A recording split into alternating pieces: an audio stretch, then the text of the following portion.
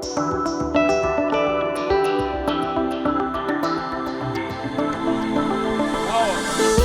što zna srpska javnost, građani Srbije, birači, svi oni koji trpe ovu vlast 4 godine, Vučić i njegova bulumenta su dali puno obećanja. I mi smo ovde izabrali, ja mislim, jedno 50-ak najvećih laži koje je rekao i vreme je da te laži odu tamo gde im je mesto, a to znači pod nebo, kao evo već jedna otišla, ova plava. Kaže, proizvodnja u FAP-u će biti započeta od septembra, piše na ovome. To je rekao 2012. Nekoliko puta je septembar prošao, pa se ništa nije desilo. Obećavao je neku sisu za taj FAP iz Finske i od toga nema ništa. I to vam je obećanje na nivou onog obećanja koje je dao i pre godinu dana i danas za Sartid, za Bor i za sve druge. Ode. Mogu ja sad? Isto kako je Vučić davao obećanja, tako isto je davao i Vučević, odnosno svi oni koji su pokušavali da preotmu vlast 2012. godine, utrkivali su se ko će dati slađe obećanje prema biračima. Evo, jedno od njihovih obećanja je bilo i da neće zapošljavati stranačke kadrove u preduzećima. Svi smo svedoci da prethodne 4 godine kao nikada do sada je zaposlen broj ljudi u javnim preduzećima, zbog toga su većina javnih preduzeća na ivici egzistencije, neka i u stečaju, kao što je slučaj sa Stanom. Zbog toga ovo obećanje isto tako treba da ode negde gde se nikad neće više pojaviti, budući da je to jedna laž izrečena u moru laži koje je izrekla ova gradska vlast. U Srbiji nema netolerancije i govora mržnje. Osobe sa invaliditetom nikada nisu gore živele nego ove 4 godine. Borit ćemo se za ljudska prava, da živimo sada i da budemo svesni da smo svi jednaki i u pravima, da budemo u Srbiji jednaki svi među istima.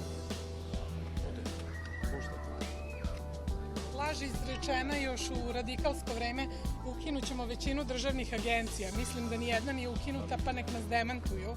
Dakle, ljudi koji nastupaju u ime naprednjačke vlasti obećali su departizaciju javnih preduzeća. Umesto toga, u ove 4 godine imamo transparentno zapošljavanje stranačkih kadrova.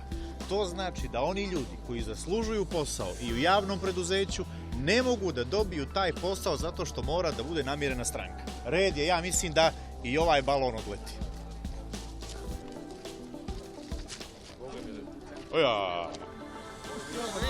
Evo ga. Evo jedno omiljeno Vučićevo obećanje, kaže, bit će bolje za 2 godine. Čuli smo to nekoliko godina unazad i zato ovo nek ode što pre gore. Jedna prijata, 500 evra uložio do kraja 2013. godine. Doviđenja, Vučić. Vidimo se neko drugo mesto. Srbija je puna laži i pre neki dan u Nišu nam je prvi put palo na pamet da i na ovakav način pokažemo građanima Srbije šta je sa tim silnim lažnim obećanjima. Naravno, ima ih mnogo više nego što ima ovde balona, ali nismo hteli da zagađujemo nebo nad Srbijom svim Vučićevim lažima. Ovo je 50 najvećih laži, 50 laži koje su neoprostive i ja sam siguran da će građani Srbije koji razmišljaju o budućnosti svojih porodica, svoje dece, svoje države, misliti o tome 24. kada bude dan izbora, a poruka naše koalicije je da Srbija jeste lepa zemlja i da mora da bude i dobra država. I od toga zavisi samo jedan korak, a to je da li ćete izabrati vlast koja zna da radi svoj posao, koja to da li zna nešto da radi i kako radi pokazala u slučaju Vojvodine Demokratska stranka, u slučaju Srbije stranke koje su danas u našoj koaliciji. Lično mi koji smo učestvovali u političkom životu sa pozicije vlasti u poslednjih 15 godina, možemo neki od nas da kažemo da smo ponosni na to što smo radili. Moj ponos je uvek za oktavu veći od drugih, žao mi, ali imao sam tu sreću i tu privilegiju da budem prvi saradnik pokojnog Zorana Đinđića i ovo je naš dug prema biračima, ali i prema ljudima koji su bukvalno dali svoj život u borbi za bolju Srbiju, za modernu Srbiju. Jedan od njih je dr. Zoran Đinđić.